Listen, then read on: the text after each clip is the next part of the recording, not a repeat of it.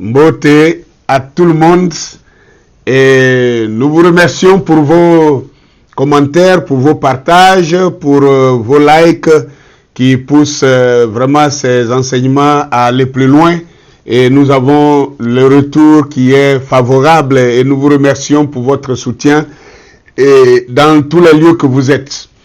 Alors, l'ouragan du midi est de retour encore en ce jour pour traiter un thème avec vous. En mémoire de qui faites-vous la Sainte Seine? C'est le thème de ce jour. C'est une question. En mémoire de qui faites-vous la Sainte Seine? Ou l'Eucharistie. L'Eucharistie, comme cela est dit ailleurs, l'Eucharistie, vous faites l'Eucharistie en mémoire de qui? Vous faites la Sainte Seine en mémoire de qui? Vous faites la communion en mémoire de qui? C'est la question.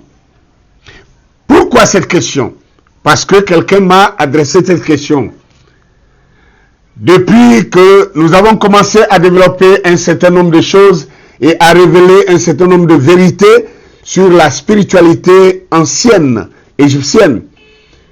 Parce que comme vous le savez très bien, la religion, comme j'ai l'habitude de le dire, enferme les gens dans la médiocrité, dans l'ignorance et dans le mensonge.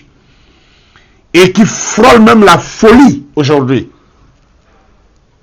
Alors, en mémoire de qui faites-vous la Sainte Seine? En mémoire de qui faites-vous l'Eucharistie? En mémoire de qui faites-vous la communion? Dans vos temples templiers, dans vos églises églisiennes. Je vais prendre un texte biblique, premièrement, qui sert de base. Ce texte-là que nous utilisons chaque fois pour faire la communion dans nos différentes églises. 1 Corinthiens chapitre 11. Normalement, vous pouvez le lire chez vous, du verset 23 au verset 33. Mais moi, je vais lire du verset 23 au verset 26 pour gagner en temps. Pour qu'on ait le temps de mieux décortiquer ce texte-là et sortir la pensée que nous avons derrière. 1 Corinthiens chapitre 11 verset 23 à 26 nous déclare ceci, et je cite: « Car j'ai reçu du Seigneur ce que je vous ai enseigné.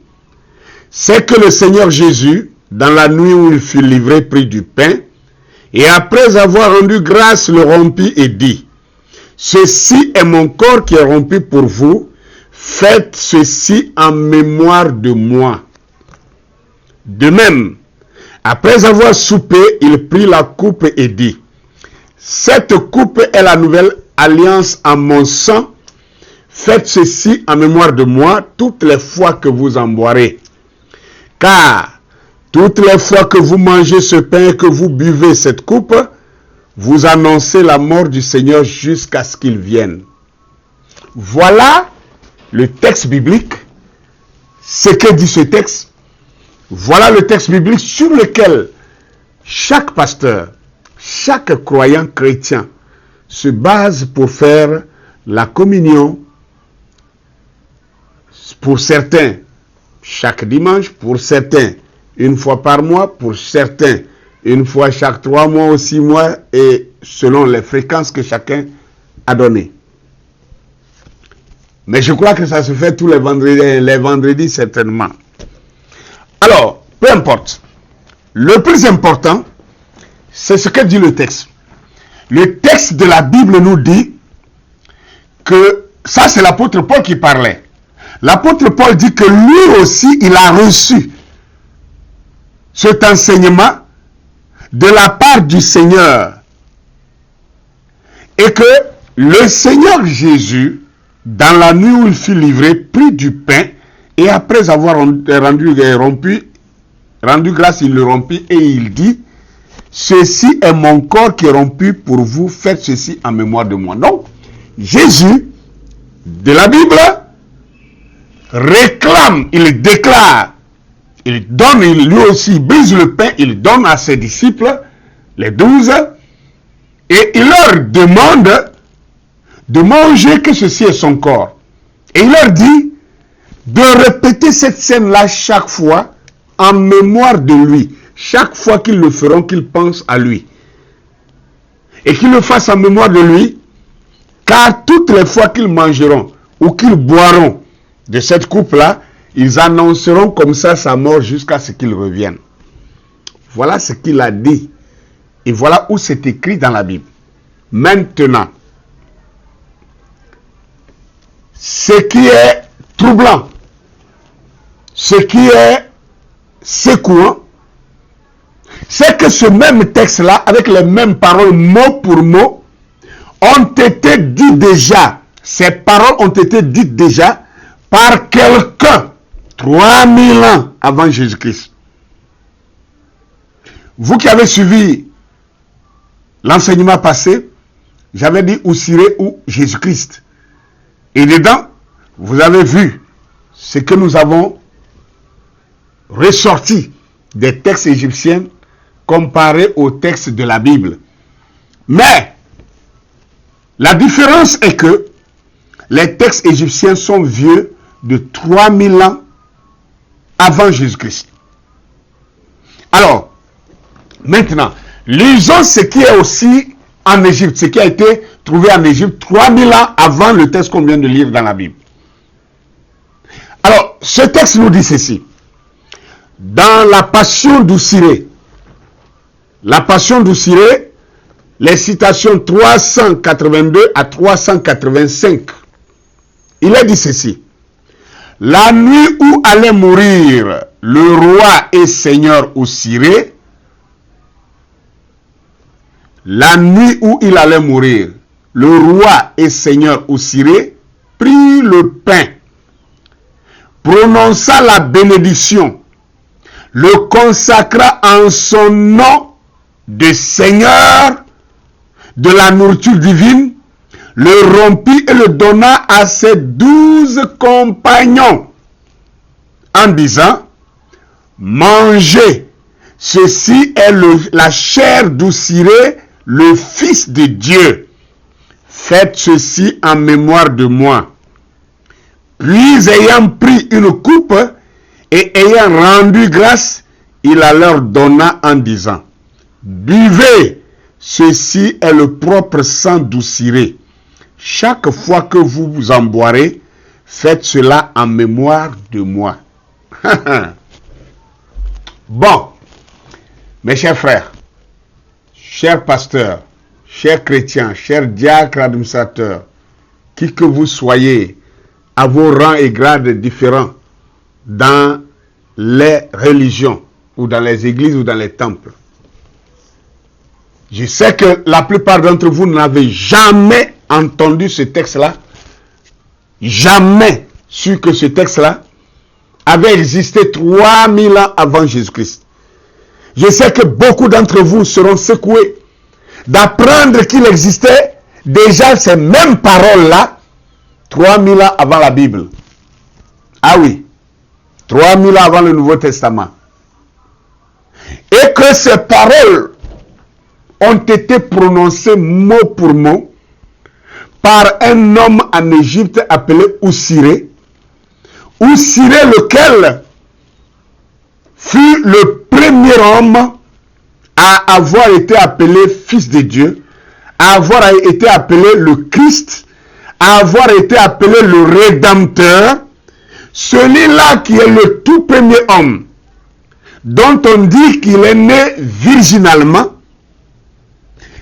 le premier homme qui a eu 12 compagnons, donc avec Jésus c'est 12 disciples, avec Oussiré c'était 12 compagnons, il est le premier homme dont on dit être mort et ressuscité le 3e jour.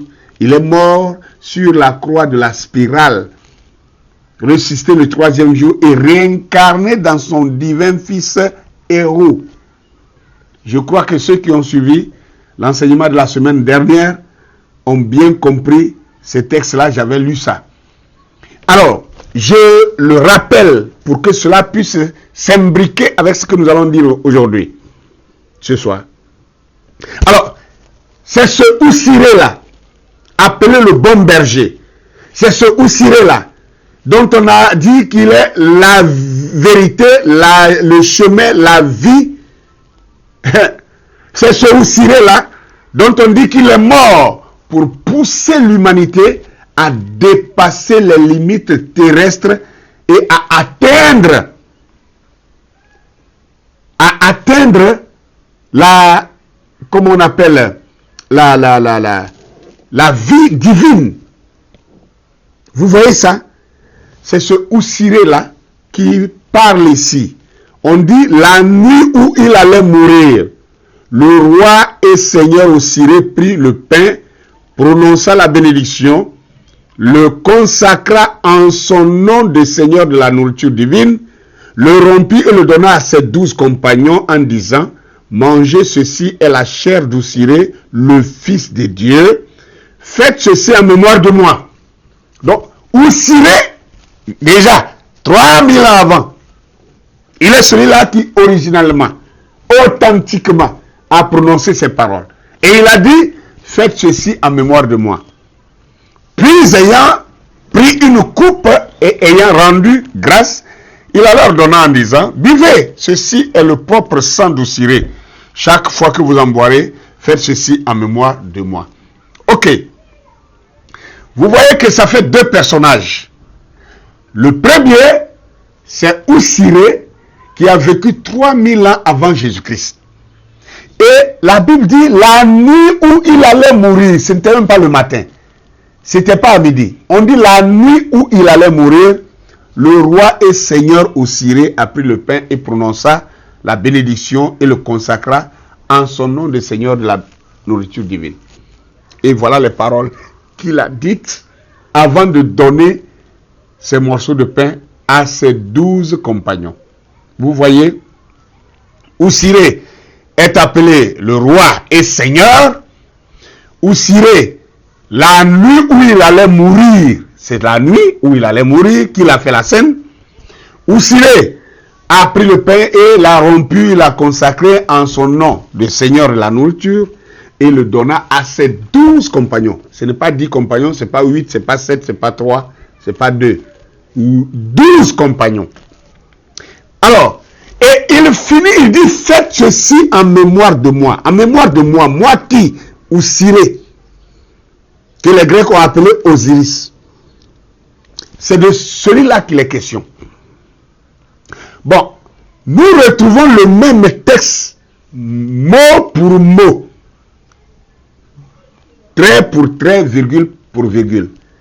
Et l'apôtre Paul dit, j'ai reçu du Seigneur ce que je vous ai enseigné, c'est que le Seigneur Jésus, dans la nuit où il fut livré, dans la nuit, pas le matin. Donc vous voyez que le texte reprend exactement, textuellement tout ce qui vient de l'Égypte. Alors, et qu'on dit maintenant que c'est Jésus qui a fait la scène. Et qu'il a pris le pain, il a rendu grâce et il a rompu le pain.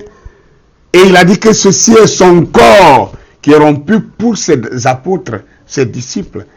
Et il a fini par dire, faites ceci en mémoire de moi. Voilà pourquoi j'ai intitulé cet enseignement, en mémoire de qui faites-vous la Sainte Seine? En mémoire de qui faites-vous la communion? En mémoire de qui faites-vous l'Eucharistie?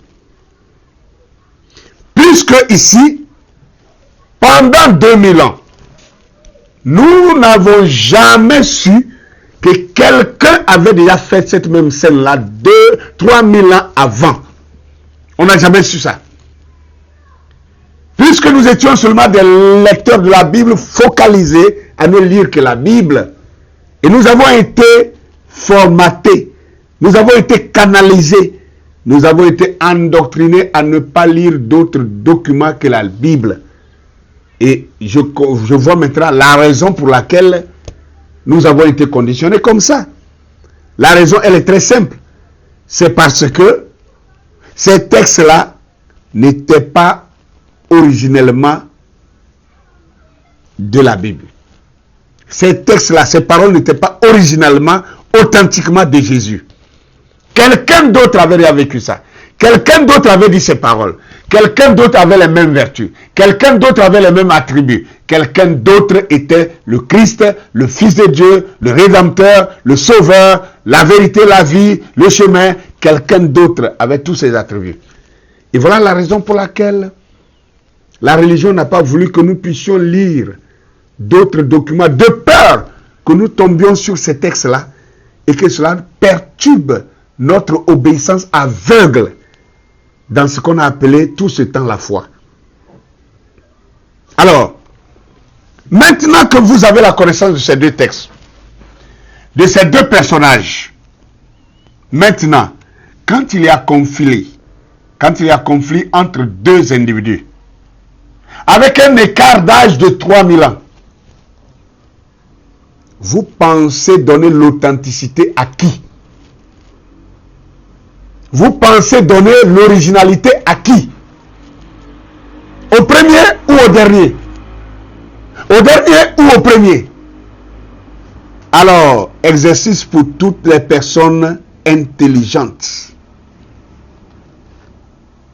Je vais continuer à lire un texte. C'est un ouvrage intitulé Mystère et initiation de l'Égypte ancienne, complément à la religion égyptienne, de l'auteur Santoris Yamassis. Santoris Yamassis était un grec qui a écrit ce livre-là dans les années 1800. À la page 61, voilà ce qu'il dit. Santoris Yamassis dit ceci en son livre intitulé Mystère et initiation de l'Égypte ancienne, complément de la religion égyptienne, à la page 61. Il dit ceci. Osiris est le foyer de force vitale. Il ressuscite l'âme jugée et purifiée, car il contient en lui-même la puissance mystérieuse de renaître à une vie nouvelle.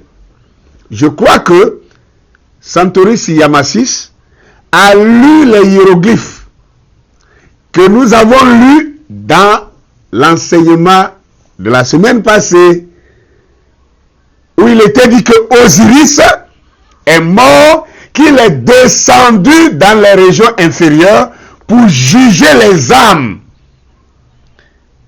Et qu'il est celui qui juge et purifie les âmes béatifiées.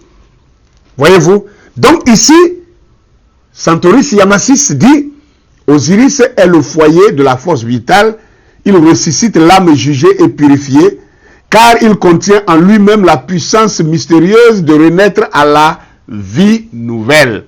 Il continue pour dire, tu es le Seigneur, le grand Dieu, le bâton de vie, et tu donnes de la nourriture aux dieux et des repas sépulcraux aux morts béatifiés. Tu es le Seigneur de la nourriture céleste. Osiris est la mort, la résurrection et la vie éternelle. Osiris fut le premier être qui a connu la mort et qui a subi victorieusement l'épreuve de la mort. Ah, donc quand on dit que Osiris est le premier être à avoir connu la mort et qu'il a subi victorieusement l'épreuve de la mort, ça veut dire qu'il est ressuscité de la mort. Il est sorti du tombeau. Voilà ce que dit ce texte-là. Il dit, rendre un culte à Osiris, c'est adorer le premier mort. Osiris devient alors le divin symbole de toute mort de l'homme, de tout défunt assimilé à Osiris et mort du soleil. Mais Osiris est ressuscité. La mort osirienne, mourir comme Osiris, c'est ressusciter comme Osiris. Car Osiris est surtout le prototype de la résurrection, le symbole de la vie éternelle. Voilà ce que dit Santoris Yamassis, écrivain du XVIIe siècle, dans son intitulé Mystère et initiation de l'Égypte ancienne, complément de la religion égyptienne. Alors, voilà un texte de quelqu'un qui a aussi lu les hiéroglyphes et qui reprend les paroles des hiéroglyphes dans son ouvrage et qui ressort ces vérités-là. Vérité que beaucoup de chrétiens ne veulent pas écouter et ferment leurs yeux comme des démons, refusant et rejetant la vérité. Et allant pour proclamer être de la vérité. Comment pouvez-vous dire que vous êtes de la vérité quand vous rejetez les vérités sous vos yeux? Est-ce que la vérité veut dire seulement ce qui est confiné dans la Bible? Est-ce que la vérité ne veut pas dire ce qui est réaliste?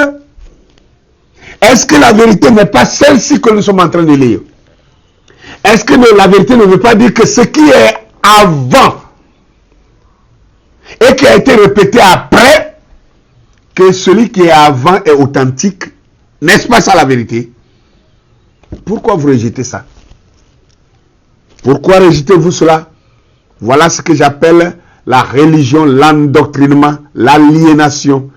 Mais cette aliénation arrive à sa fin. Cet endoctrinement arrive à sa fin. Cette religiosité arrive à sa fin. Et la vérité de Dieu, pour ne pas faire une tautologie, la vraie vérité va reprendre surface.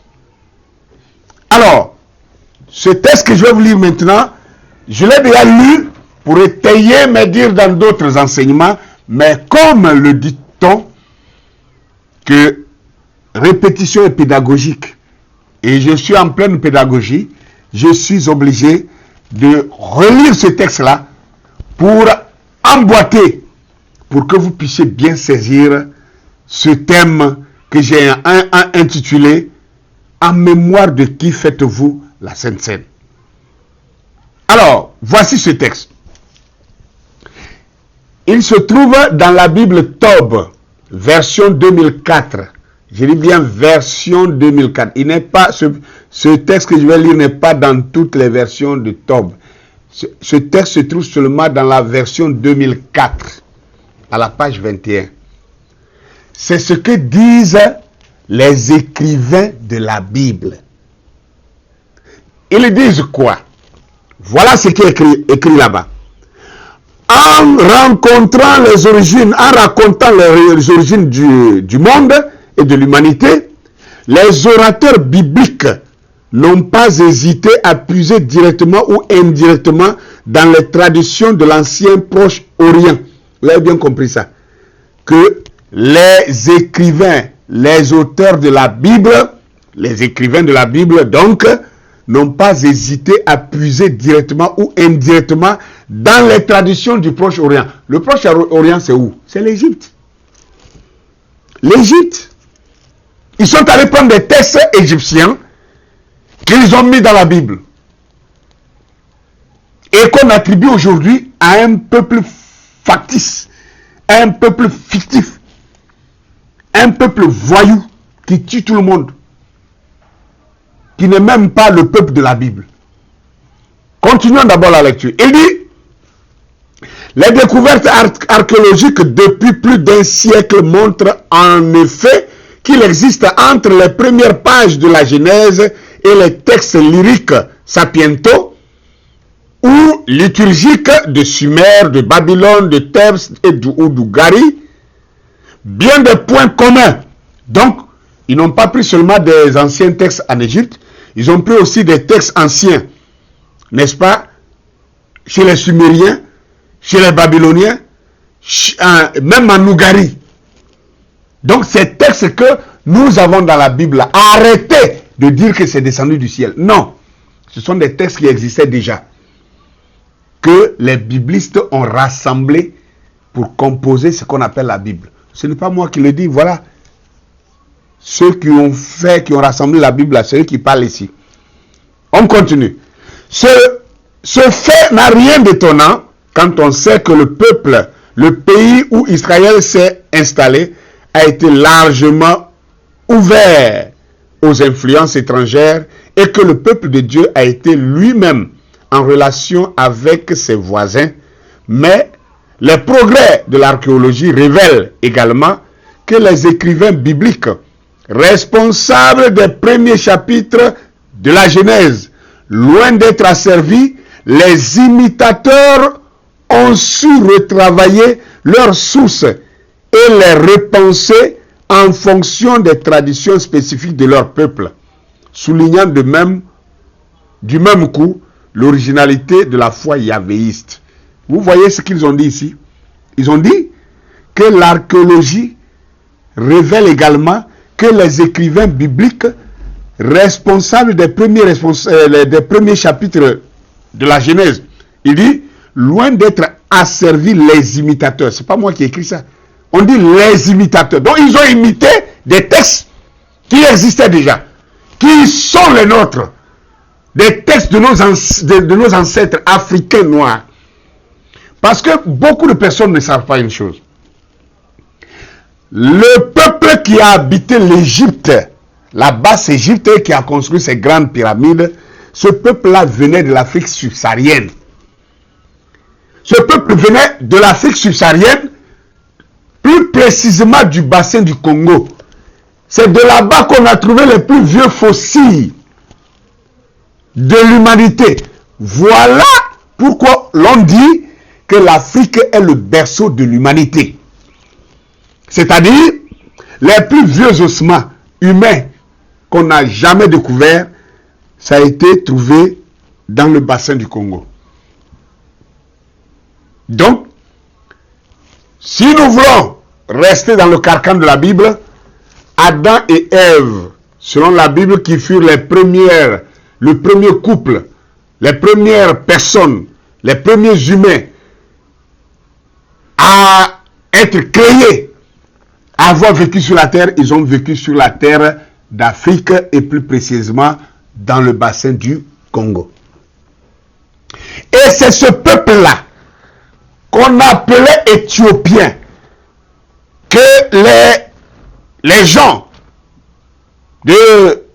du bassin du Congo appelaient Katiopa. C'est ce peuple-là d'Éthiopiens qui ont migré en Afrique de l'Ouest, qui ont migré aussi à la basse Égypte. Et ce peuple-là a reproduit à grande échelle ce qu'ils connaissaient déjà, ce qu'ils construisaient déjà chez eux. Voilà pourquoi les pyramides les plus anciennes ne sont pas celles qui sont en Égypte actuelle. Les plus anciennes et nombreuses pyramides découvertes ont été découvertes en Nubie et en Éthiopie. Donc, c'est ce peuple-là qui avait vécu là-bas et qui a fait migration en Basse-Égypte, qui a maintenant reproduit son architecture qu'il connaissait à grande échelle et qui a fait maintenant les plus grandes pyramides. Alors, venez me dire encore que ces textes égyptiens ne sont pas les nôtres. Quand moi je dis que la Bible est un patrimoine de l'homme noir, je ne parle pas d'une Bible comme ça, document unique qui aurait été écrit par des Africains. Non. Je parle des textes anciens, des hiéroglyphes et même des cunéiformes, des écritures. Il y a des écritures même qui n'ont pas encore été déchiffrées jusqu'à aujourd'hui, qui ont été découvertes en Nubie. Les plus anciennes écritures ne sont même pas de l'Égypte, ils sont plutôt de la Nubie. Et la Nubie, ce sont nos ancêtres. Et donc voici ces textes-là dont nous sommes en train de parler. Et maintenant, ce texte dans la Bible Tob est en train de dire que ceux qui ont pris ces textes-là pour les mettre dans un document appelé la Bible, ici, et a attribué cette Bible-là à un peuple blanc qu'ils appellent les Juifs, qui est faux. Ce qui est faux, parce que le véritable peuple de Dieu n'a jamais été blanc. Ce sont des Noirs, parce que la coutume et la culture qui se trouve dans la Bible ici démontrent que le peuple décrit dans cette Bible n'est pas un peuple de blanc, mais c'est un peuple de noirs. Alors, du coup, quand ici, il est dit que les imitateurs ont su retravailler leurs sources et les repenser en fonction des traditions spécifiques de leur peuple, ça veut dire qu'ils ont pris des textes en Égypte et ils ont adapté à leur peuple. Donc, qu'est-ce qu'ils ont fait? Ils ont trouvé quelqu'un, ils ont inventé quelqu'un qui devait assumer la responsabilité de sauveur, qui devait assumer la responsabilité de rédempteur, qui devait assumer la responsabilité de Christ, et on lui a déporté toute l'histoire de quelqu'un qui a vécu réellement, du nom de Oussiré. On a déporté l'histoire de Oussiré sur quelqu'un de leur peuple. Voyez-vous? Voilà l'histoire. Alors, en mémoire de qui faites-vous la Sainte Seine? Puisque aujourd'hui nous avons deux textes. On avait toujours pensé que le texte de 1 Corinthiens chapitre 11, 23 à 33 était authentique et unique, était exclusif. Mais aujourd'hui, nous nous rendons compte que nous sommes trompés. Et que ce texte-là n'est qu'une reprise d'un texte qui existait 3000 ans avant. Et que le personnage auquel ils ont rattaché cela, donc Jésus, n'est pas le premier à avoir vécu ces choses. Non. Quelqu'un a vécu ça. Quelqu'un a déclaré ça. Alors, ce quelqu'un qui s'appelait Oussiré, qui s'appelait le Fils de Dieu, qui avait les attributs de Fils de Dieu, les attributs de Sauveur, les attributs de mort et ressuscité, les attributs de Christ, et tout ça de bon berger, de cœur sacré. Ce Oussiré, quand lui, la nuit où il devrait mourir, il était roi et il était seigneur. Et avant de mourir, il a pris le pain, il a brisé. Et il a rendu grâce en son nom de Seigneur de la nourriture. Et le texte dit qu'il a donné ce pain-là à ses 12 compagnons. Et l'instruction qu'il leur a donnée, l'ordonnance qu'il a laissée, il a dit, faites ceci en mémoire de moi. Faites ceci en mémoire de moi. Toutes les fois que vous allez refaire la scène, faites ceci en mémoire de moi. Après, il a pris une coupe remplie de vin, il a donné, il a dit, c'est le propre sang de votre Seigneur Oussiré. Il dit, faites ceci en mémoire de moi. Alors, si Oussiré a déjà dit, faites ceci en mémoire de moi, 3000 ans avant lui, et que 3000 ans après, on dit qu'un Jésus aussi serait venu, et que il aurait fait la même scène et il déclare aussi, faites ceci en mémoire de moi. Maintenant, dites-moi, quand nous faisons la Sainte Seine, quand vous faites la Sainte Seine chez vous, vous le faites en mémoire de qui? Voilà la raison pour laquelle nous avons voulu aborder ce thème, pour susciter des questions dans votre tête, pour que chaque personne intelligente, même malgré la foi ne doit pas anéantir notre intelligence. La foi ne doit pas fouler notre raisonnement aux pieds. Dieu qui a créé en nous l'intelligence, la mémoire, le raisonnement, la pensée. Si cela n'était pas nécessaire, Dieu ne l'aurait pas placé en nous. Donc j'ai déjà fait des enseignements où j'ai réprimandé sévèrement ceux-là qui continuent de nous aliéner en disant non, un fils de Dieu ne raisonne pas, un fils de Dieu ne doit pas raisonner. Vous raisonnez, c'est le diable qui raisonne. Ah bon? Ah bon? Mais tu as la raison en toi, pourquoi alors?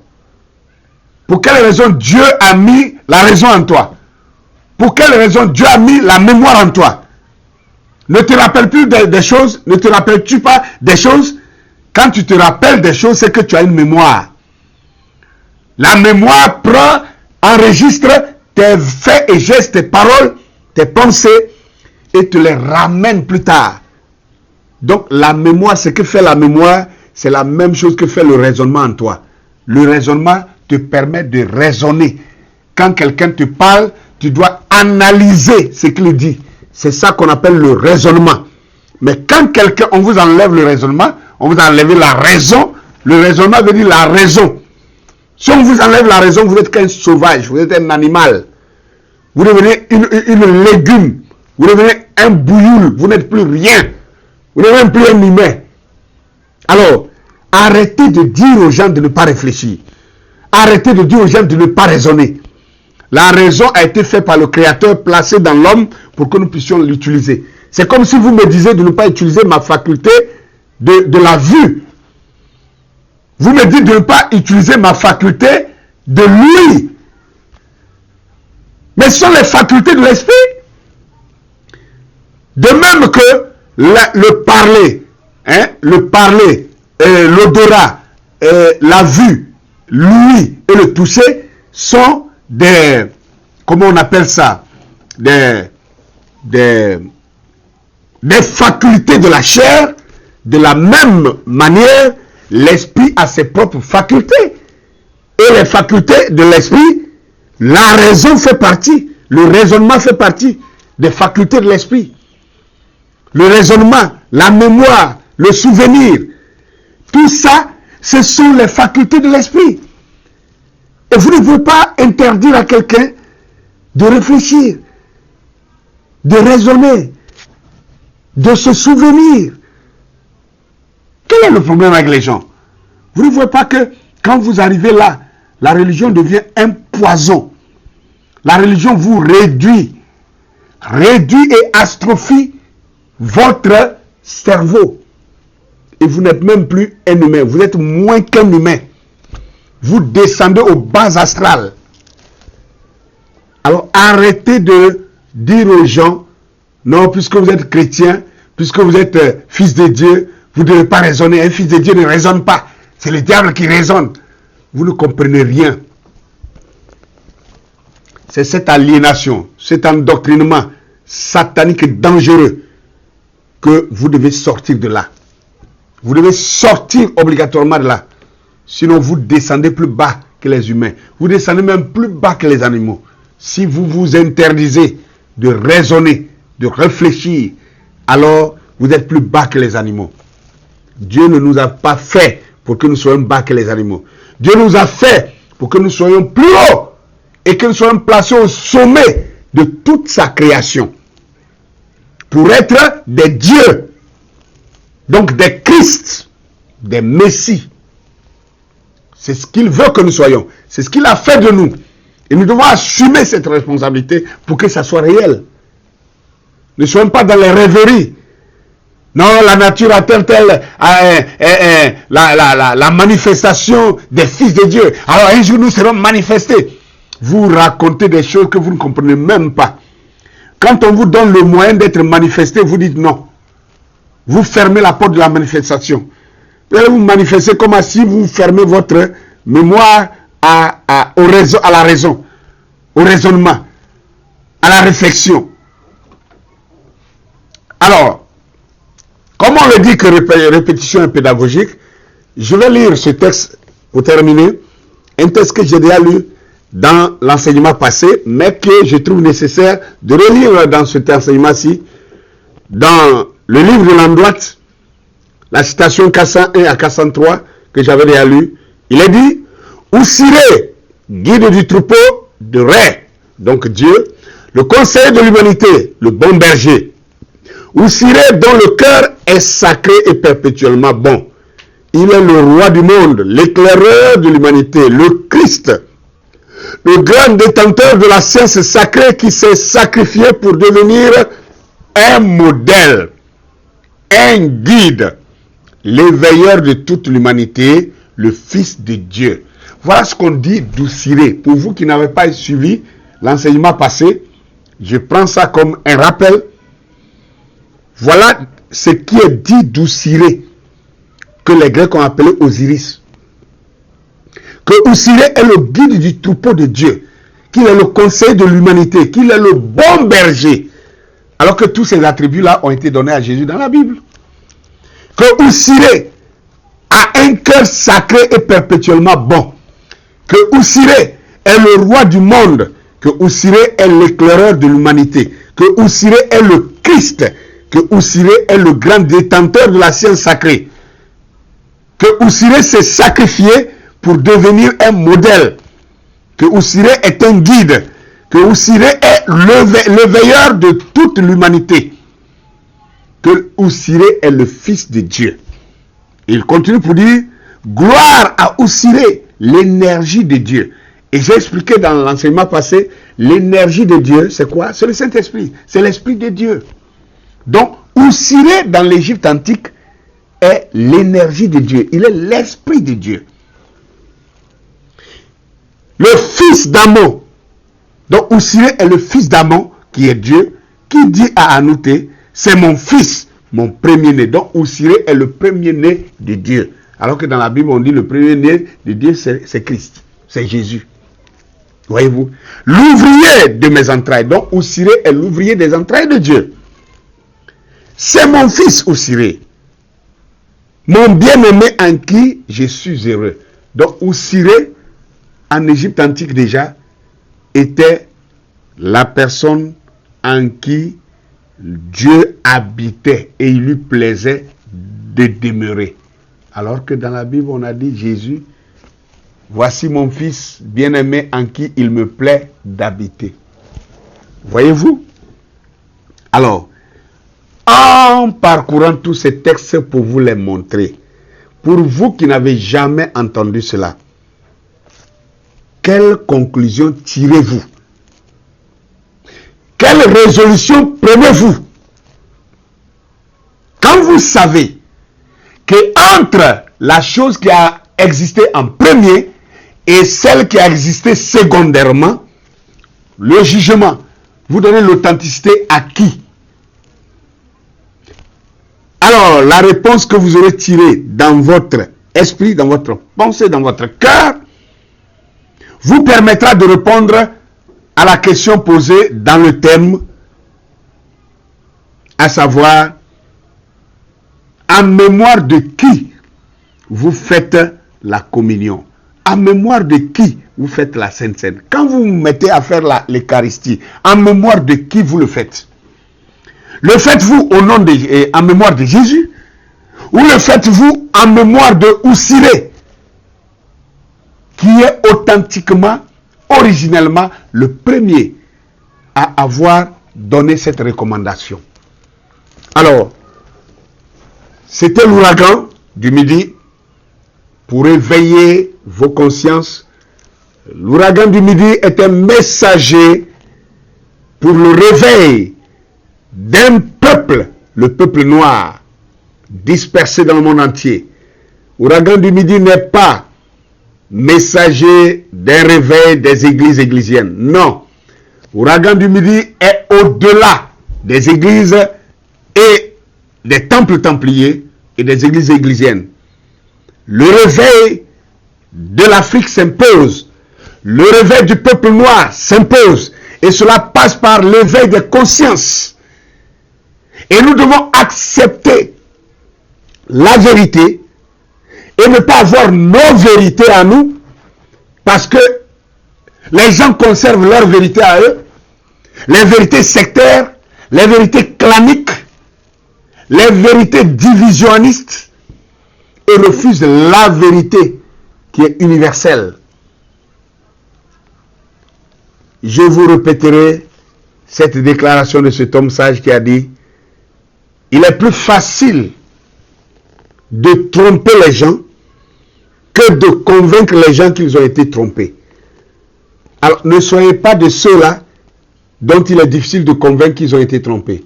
Soyez plutôt de ceux-là qui peuvent vite voir quand on les convainc qu'ils ont été trompés. Alors, voici un ouvrage que j'ai écrit et je vous demande de m'encourager en achetant cet ouvrage. Vous allez voir, les numéros vont défiler au bas de votre écran. Dans tous les pays que vous êtes, vous pouvez appeler ces numéros-là pour pouvoir vous procurer ce livre. Ouragan du Midi vous donne rendez-vous pour le lundi prochain. À très bientôt. Likez cette vidéo, partagez-la massivement, commentez.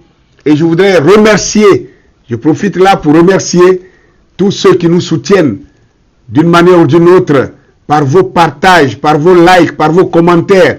Vous réfutez ceux qui viennent combattre, ceux qui viennent contredire, qui viennent insulter. Vous êtes ceux-là maintenant qui les réfutez. Et je vous en remercie. Merci pour vos soutiens multiples. Que la paix du Tout-Puissant, le Créateur, soit avec vous. Et à lundi prochain. Merci.